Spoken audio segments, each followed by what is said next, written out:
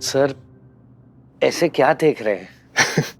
दीवान जी, आपको देखकर ना एक गाना याद आ रहा है। देखो इन्हें है ये ओस की बूंदें, खो ना जाए ये कहीं तारे जमीन पर। दीवान जी, मतलब जरूरत क्या थी अपने पड़ोसियों को अपनी सर, पड़ोसी नहीं, दुश्मन पड़ोसी। दीवान जी, दुश्मन क्यों? हम सब एक ही थाने में काम कर रहे हैं, लोगों की मदद कर रहे हैं। ये थाना हासिल करने के लिए प्रतियोगी हुए, प्रतियोगी, दुश्मन नहीं दीवान जी। अच्छा एक बात बताइए, जरूरत क्या थी उन्हें बताने की कि आपके कंधे में दर्द है? सर वो दीवान जी, प्रतियोगी को कभी भी अपनी कमजोरी नहीं बताते, ताकत बढ़ जाती है उनकी। ऊपर से औरतें हर फील्ड में झंडे गाड़ रही हैं, आज तक कोई जीत पाया उनसे जो आप जीतेंगे? अब क्या चाहते हैं कि हमारा भी पैकअप हो जाए यहाँ से? देखिए दीवान जी, हमें हर कदम ना फूक फूक कर रखना होगा, वरना थोड़ी सी चूक हुई ना तो समझो गया ये थाना हमारे हाथ से। फिर समझ गया सर, बिल्कुल समझ गया। लेकिन आप टेंशन मत लीजिए, मैंने इस थाने को अपने जबड़े में ऐसा फंसाया है कि प्रलय आए तो आए, पर ये जबड़ा नहीं खुलेगा सर। एक बात बताइए सर, आप जो इतना मुस्कुरा रहे हैं, क्या गम है जिसको छुपा रहे हैं? मतलब? सर, इतने साल से आपके साथ हूं, इतना तो आपको जानता ही हूं। जब आप स्माइल करते हैं बहुत ज्यादा या बेवजह मुस्कुराते हैं, तब आपकी लगी पड़ी होती है सर।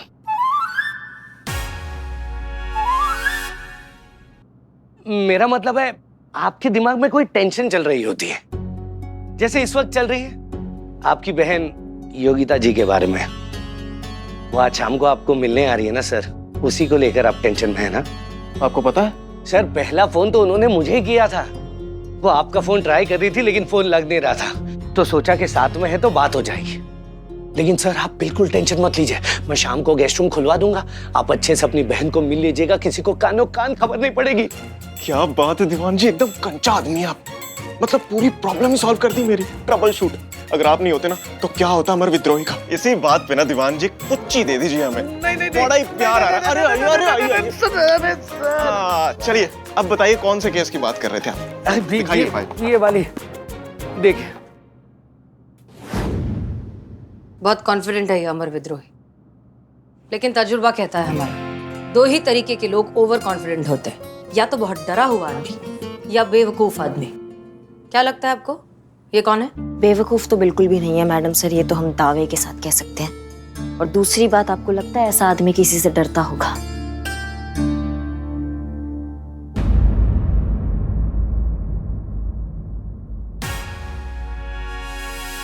बिल्लू जी, यहाँ पे खड़े खड़े कुछ सुनाई नहीं दे रहा, कोई बहाने से अंदर जाओ और बातें सुनो ना उनकी। क्या बहाना करो?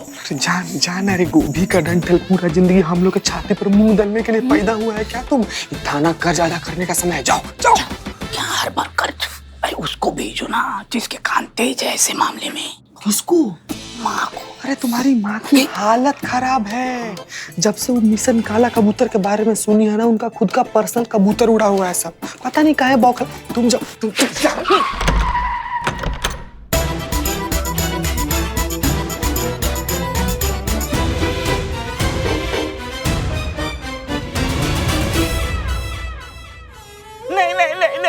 नहीं, ये थाना मेरा परिवार है, ये मेरे बिल्लू निवास है। मुझे मत निकालो साहब, मुझे मत निकालो। ये होगा पाप, आपको गरीब का लगेगा श्राप, आप भी तो किसी के होंगे बाप।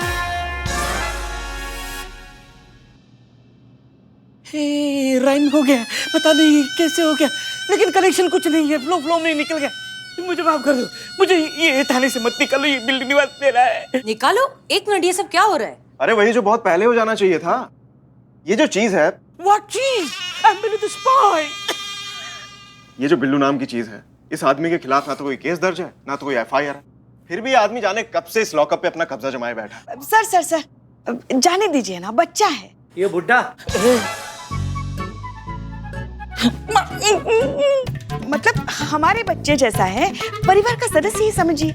ये लोग बिल्कुल ठीक है मिस्टर अमर। ये सिर्फ अमर कहिए ना, अब जब तक हैं एक ही थाने में है, हमारा एम भी सेम है, हमारी उम्र भी सेम है और रैंक भी सेम है। आपको भी ये थाना हासिल करना है और हम भी ये थाना हासिल करना चाहते हैं, तो फॉर्मेलिटी मत कीजिए ना हसीना जी। प्लीज कॉल मी अम्मा, आई इंसिस्ट।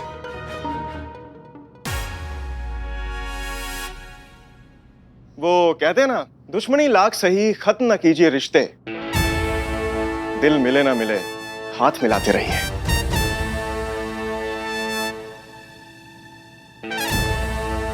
सर 5 बजने वाले हैं।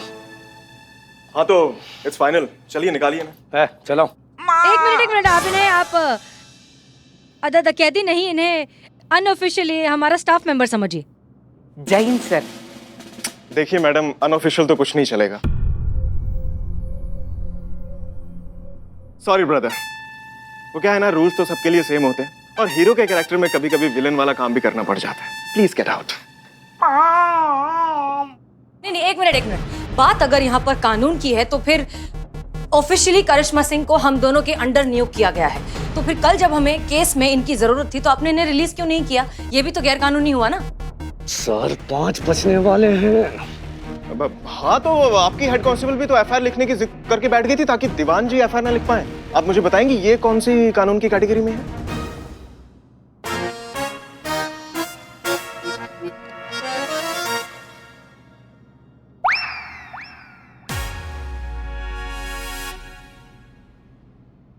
ओके, ठीक है।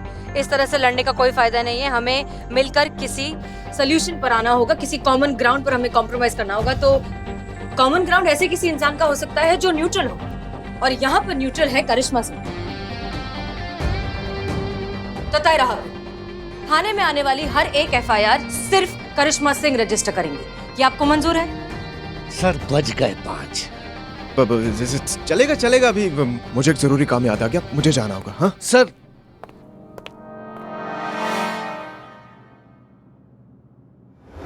पुष्पा जी तो डर के अब भाग गई हैं ऊपर, अब वो 1 घंटे से पहले नहीं उतरेंगी। खैर मैडम से वो सब छोड़िए, आप ये बताइए कि देवरानी जेठानी के केस का क्या हुआ? आपका वो मामला सुलटा कि नहीं सुलटा? हमने उन दोनों को शाम को थाने बुलाया है। हमारा प्लान ये है कि हम उन दोनों को एक साथ एक कमरे में अकेला छोड़ेंगे और फिर देखेंगे कि उनके मिजाज का ऊंट किस करवट बैठता है। एक साथ एक कमरे में बंद करके क्या होगा मैडम से? हम समझाते हैं। तजुर्बा कहता है हमारा कि बड़े से बड़े दुश्मनों को भी अगर एक साथ एक कमरे में छोड़ दिया जाए तो इवेंचुअली उनमें दोस्ती हो ही जाती है। फिर ये तो 2 औरतें हैं, कितना ही वक्त लग जाएगा, और अगर दोस्ती नहीं भी हुई तो कम से कम सच तो पता चल जाएगा हमें। सच मतलब? हम समझाते हैं। इन दोनों का दरअसल ये कहना है कि झगड़ा हमेशा सामने वाली पार्टी शुरू करती है। ये देखिए, ये कमरा है, इसमें हम इन दोनों को बैठाएंगे और इसमें हमने लगाया है सीसीटीवी कैमरा। ठीक है, अब इससे होगा ये कि हमें पता चलेगा कि अंदर क्या हो रहा है जी। अगर उन दोनों के बीच दोस्ती हो गई तो बहुत अच्छी बात है, नहीं हुई तो कम से कम ये पता चल जाएगा कि झूठ कौन बोल रहा है और झगड़ा दरअसल शुरू कौन करता है। फिर देखेंगे कि किस तरह से काउंसलिंग करनी है। जी मैडम साहब।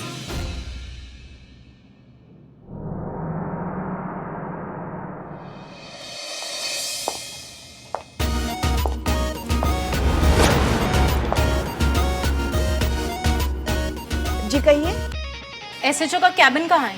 हमारे एसएचओ का केबिन यहाँ पर है। एनीवेज, अरे एक सेकंड, आप रुकिए, ऐसा रुकिए, नहीं कर अरे, सकते। एक मिनट, रुकिए, अरे, बात नहीं, करने में नहीं, घुस नहीं, जाएगा। हमसे तो कहिए, मैडम अरे, साहब, देखिए, कितना आपने रोका, रोका, लोग तो- साइलेंस। साइलेंस। मुझे इस थाने के एसएचओ से मिलना है। हम ही हैं, एसएचओ हसीना मलिक। कहिए। आप यहाँ की एसएचओ हैं? हाँ, ये थाना जनपद लखनऊ ही है ना? अब लाल चौक नवाब फखरुद्दीन की हवेली वाला? हाँ हाँ, आपको किससे मिलना है? मुझे इससे मिलना है। छोटू, ये मैं क्या सुन रही हूँ? ये मैडम कह रही है कि ये यहाँ की एसएचओ है। अगर ये इस थाने की एसएचओ है तो फिर तुम क्या हो छोटू?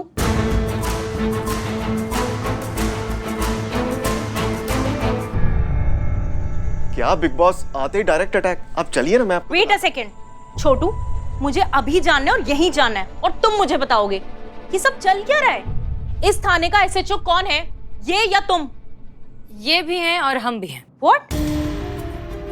मेरे रिसर्च सेंटर में there's only one head scientist and that's me. What is this all going on? देखिए, मतलब ये है कि सरकार ने इस थाने में हम दोनों को एसएचओ नियुक्त किया है, अमर विद्रोही और हसीना Malik.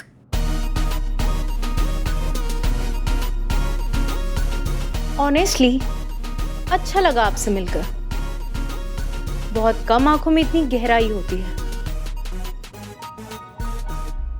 I like her. Thank you I mean इनकी तरफ से थैंक यू। अब दीदी चलिए ना, मैं आपको सब समझाता हूँ। जस्ट टेल मी ये अब आइए ना मेरे साथ, मैं एक चीज बताता हूँ। बहुत बस टेल मी वन थिंग। आराम से कौन भाई बहन आ गया है? मेरा मैसेज पढ़ा था, क्या टाइम मेंशन किया था मैंने?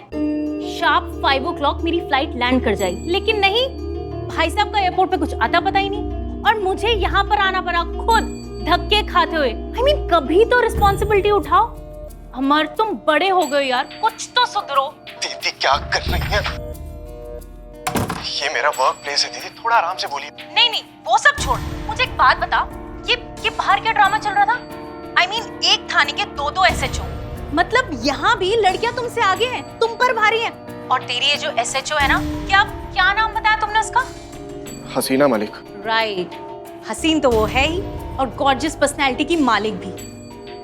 मैं सीमा को भी बताती हूँ। अरे किटी दी, सीमा को क्यों बता रही हो? उसे बताने से क्या होगा? हाँ पापा। पहुंच गई बेटा? हाँ पहुंच गई, मैं यहीं पर हूँ। छोटू खड़ा है मेरे सामने। एयरपोर्ट आया लेने? आपको क्या लगता है पापा, आया होगा? ये आज भी बिल्कुल वैसे का वैसा ही है, इररिस्पॉन्सिबल। मैं खुद आई यहाँ पर। मतलब कल भी स्टूपिड था और आज भी स्टूपिड ही है। हाँ पापा, बल्कि स्टूपिड ही नहीं, एक नंबर का डफर भी है। इसे कोई अक्ल वक्ल नहीं है, आज भी वैसे का वैसा ही है। और क्या बोलते थे आप इसे? क्या वर्ड यूज करते थे आप? बैल बुद्धि। हाँ बैल बुद्धि, आज भी ये बैल बुद्धि ही है, कोई चेंज नहीं आया इसके अंदर। हाँ ठीक है, बाय। बैग खोल, उठा, खोल बैग।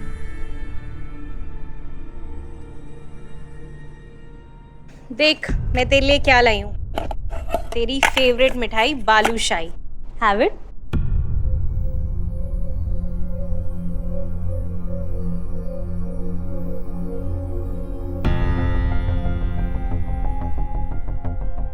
क्या हुआ? छोटू, बचपन से तेरा यही प्रॉब्लम है, जब भी औरतों को कन्फ्रंट करने का टाइम आता है ना, पता नहीं तुझे क्या हो जाता है। इसीलिए आज तक तू मुझसे और सीमा से कभी आगे नहीं निकल पाया। लेकिन मेरे भाई यहाँ तो कुछ करके दिखा। तेरी ये जो SHO है ना, हसीना मलिक, बहुत कॉन्फिडेंट लगती है मुझे।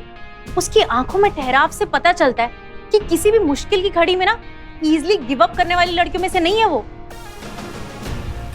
और मैं कुछ नहीं जानती, मैं सिर्फ ये जानती हूँ कि तू ही इस थाने का अकेला SHO बने, इन औरतों पर तू भारी पड़े। अब तू ऐसा कुछ कर ताकि मुझे और सीमा को और पापा को ऐसा लगे कि तू भी कुछ कर सकता है। ये क्या है? ये देखकर कौन कहेगा कि जो इंसान इतना कॉन्फिडेंट है वो अपने घर वालों के सामने ऐसा इतना अंडर कॉन्फिडेंट हो सकता है? मतलब सारी हवाबाजी, सारी एकड़ी सब निकल गई। माफ कीजिएगा मैडम सर, कहते हुए बुरा लग रहा है, पर जिस इंसान से हम इतना इम्प्रेस हो गए थे वो अपनी बहन और पिताजी के सामने कितना बड़ा डरपोक है। और कमाल का बात हुआ ना मैडम सर, आपने कैमरा लगाया था देवरानी जेठानी के सच के बारे में पता लगाने के लिए, यहाँ तो अमर सर का सच सामने आ गया है। मैडम सर, हम क्या कहते हैं ना, हम ये वायरल कर देते हैं और सबको बता देते हैं कि यहाँ लखनऊ में जो नए SHO आए हैं, अमर विद्रोही जी महाबली सर, वो अपने घर में कितने बड़े चूरन कहलाते हैं, सबको पता होना चाहिए मैडम सर। ये नहीं करिश्मा सिंह, आप ऐसा कुछ नहीं करेंगी प्लीज। करिश्मा सिंह देखिए, ये उनकी बहुत ही पर्सनल बात है, घरेलू बात है, और कमजोरी किस में नहीं होती, सीक्रेट्स किसके नहीं होते, आपकी भी है, मेरे भी हैं।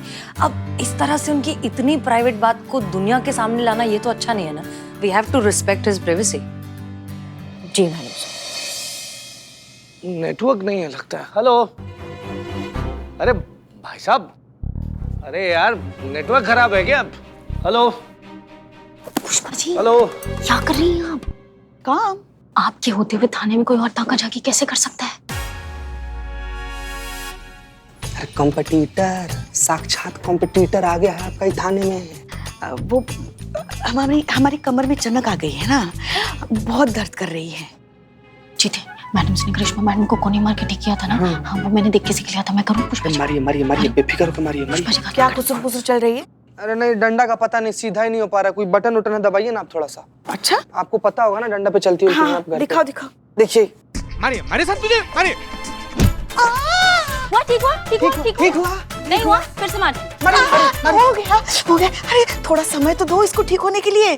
बैठिए बैठिए बैठिए बैठिए। हो गया। जाओ। पुष्पा जी लग नहीं रहा है। हो गया। हाँ। कौन ताका झाकी कर रहा है? यही दीवान शाह पुष्पा पार्ट 2 बने हुए हैं। देखिए कैसे नेटवर्क ढूंढने के बहाने से करिश्मा मैडम और हसीना मैडम का बात सुन रहे हैं वहां पर जाकर हूँ। हाँ हेलो। हाँ वो थोड़ा नेटवर्क का प्रॉब्लम है।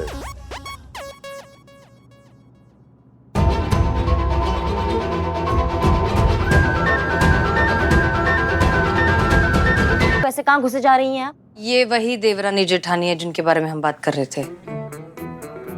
ये है? क्या बात कर रही है मैडम सर? आप तो कह रही थी ये बहुत बड़ी दुश्मन है, और इनको देख के तो ऐसा लग रहा है कि ये तो पैदा ही बेस्ट फ्रेंड्स हुई हैं। हमें अपनी गलती का एहसास हो गया है मैडम। कुछ टाइम साथ बिताया तो महसूस हुआ इस लड़ाई झगड़े में कुछ नहीं रखा है। और मैडम अब हमने अपने सारे लड़ाई झगड़े भुलाकर एक दूसरे से मेल कर लिया है। अब हम कभी भी एक दूसरे का सर नहीं फोड़ेंगे, बल्कि ये दोस्ती हम कभी नहीं छोड़ेंगे।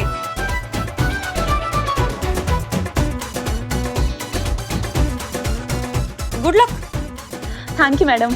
थैंक यू मैडम, चलते हैं हम।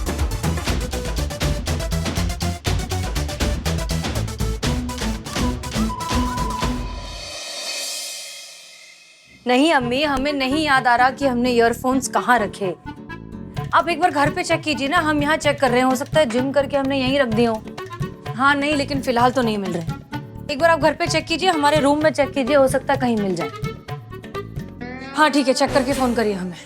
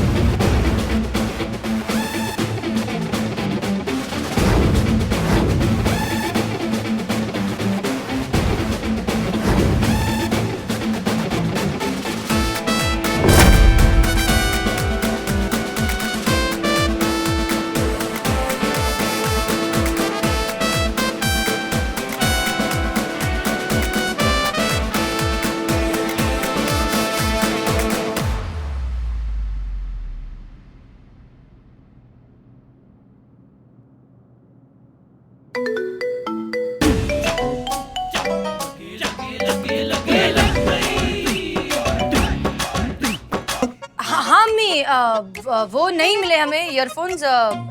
हमने ढूंढ लिया, आप घर पे देखिए, घर पे मिल जाएंगे। हसीना जी वो मेरा है। नहीं, ये हमारा फोन है, आपका फोन ये रहा। नहीं, आपके फोन पे कॉल मेरा है।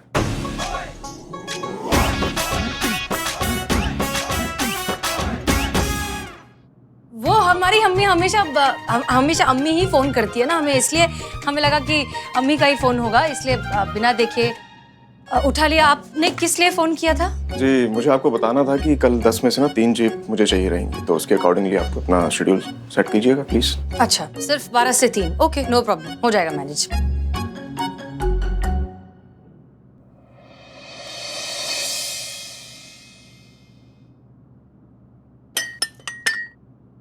जय हिंद सर। जय हिंद दीवान जी, बताइए। सर आज शहर का चक्कर लगाने का मौका मिला तो पता लगा कि ये मैडम हसीना मलिक जी और एसआई मैडम करिश्मा सिंह जी, उनका तो तगड़ा बोलबाला है शहर में। सर लोग बहुत मानते हैं उन्हें। लोगों को लगता है कि उन दोनों के पास एक जादू की छड़ी है जिसे घुमाकर वो कोई भी केस को सॉल्व कर सकती है। सर देखिए ना, आप तो उलझे रहे उस बॉम्ब की अफवाह के फर्जी मामले में, और यहाँ हसीना मैडम ने देवरानी जेठानी का केस निपटा दिया और एक केस अपने नाम पर कर लिया। अगर ऐसा ही चला ना तो ये थाना हमारे हाथ से चला जाएगा और जिंदगी भर ये बोझ ढोते रहेंगे कि हारे तो भी किससे, एक औरत से। सर कुछ कीजिए, कुछ कीजिए। दीवान जी औरतों से आज तक वैसे जीत ही कौन पाया है? ये तो हमेशा से हम मर्दों की खुशफहमी रही है कि हम जीत जाते हैं, लेकिन असल में तो वही जीतती है। हम मर्दों को बहुत देर बाद पता चलता है कि उनकी जीत हो चुकी है, और जब हमें ये पता चलता है तो हमें ये भी पता चल जाता है कि बेटा आपकी तो बहुत पहले की लग चुकी है। इसलिए दीवान जी एक बात हमेशा याद रखिएगा, आपकी लड़ाई नारी शक्ति की उस प्रजाति के साथ है जिनकी डिक्शनरी में हार नाम का शब्द ही नहीं है। और अगर आपको ये लड़ाई जीतनी है तो बहुत ही पेशेंस के साथ खेलना होगा। शांत रहिए, हर कदम फूक फूक कर रखिए और अपनी बारी आने का इंतजार कीजिए, क्योंकि बारी तो सबकी आती है दीवान जी।